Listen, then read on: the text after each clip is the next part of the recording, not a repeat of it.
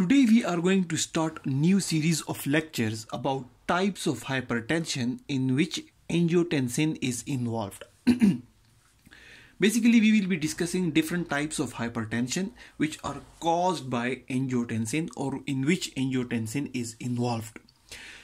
So we are discussing the role of kidney in long-term regulation of arterial pressure, and we have discussed different methods through which the kidney regulates the arterial pressure. If the kidney is not able to maintain the arterial pressure, then the arterial pressure increases, leads to hypertension. Now, we have discussed that one most important way through which the kidney maintains the arterial pressure is through renin.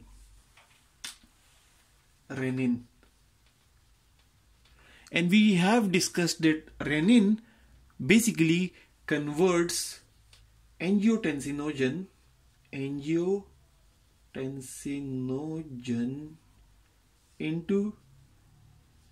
angiotensin 2.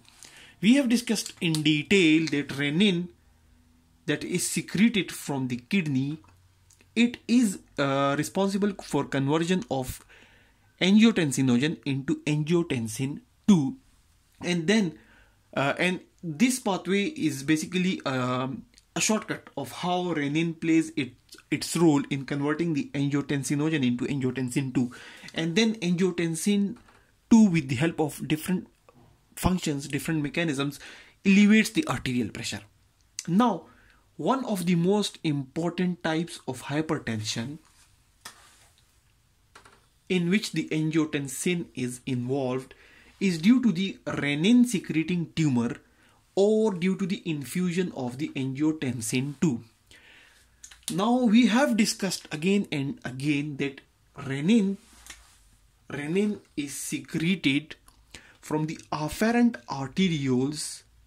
It is secreted from the afferent arterioles, the cells of the afferent arterioles which are in close contact with the renal tubules.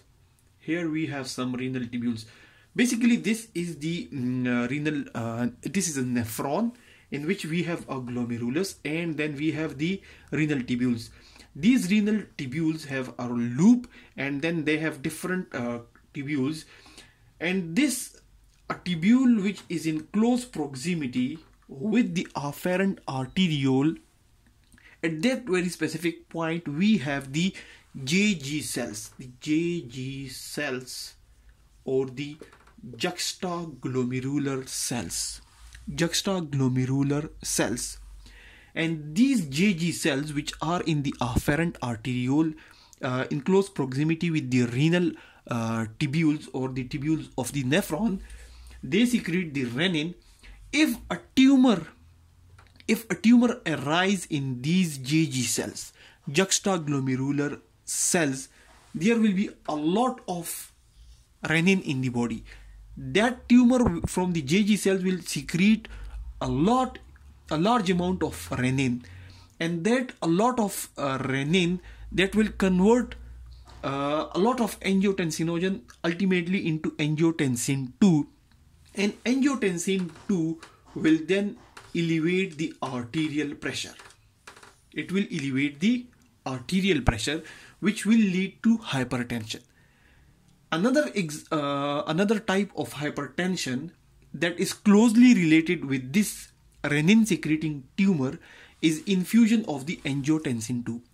If angiotensin 2, if it is directly injected into the body of a human or a subject, it will also increase the arterial pressure, which will ultimately cause hypertension.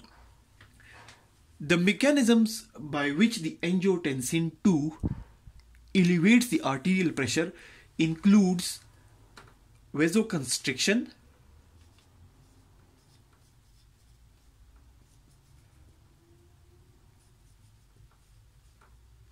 and retention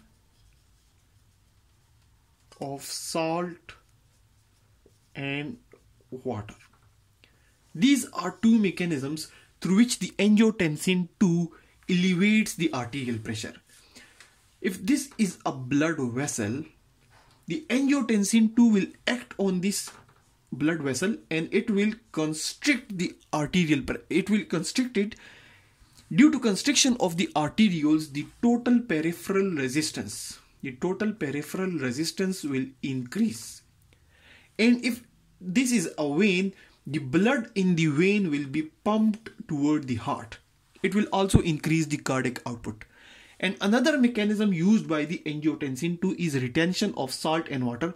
Through different mechanisms, through different actions, the angiotensin basically increase the reabsorption of salt and water from the renal tubule. That is something which we have discussed in detail in the previous lectures. So these two mechanisms basically lead to increase in the arterial pressure, which ultimately cause hypertension, and they are basically directly due to the renin. And if the amount of renin secreted in the body is high due to tumor, or it is directly infused in the body, then it will definitely lead to hypertension. Basically, we know that the arterial pressure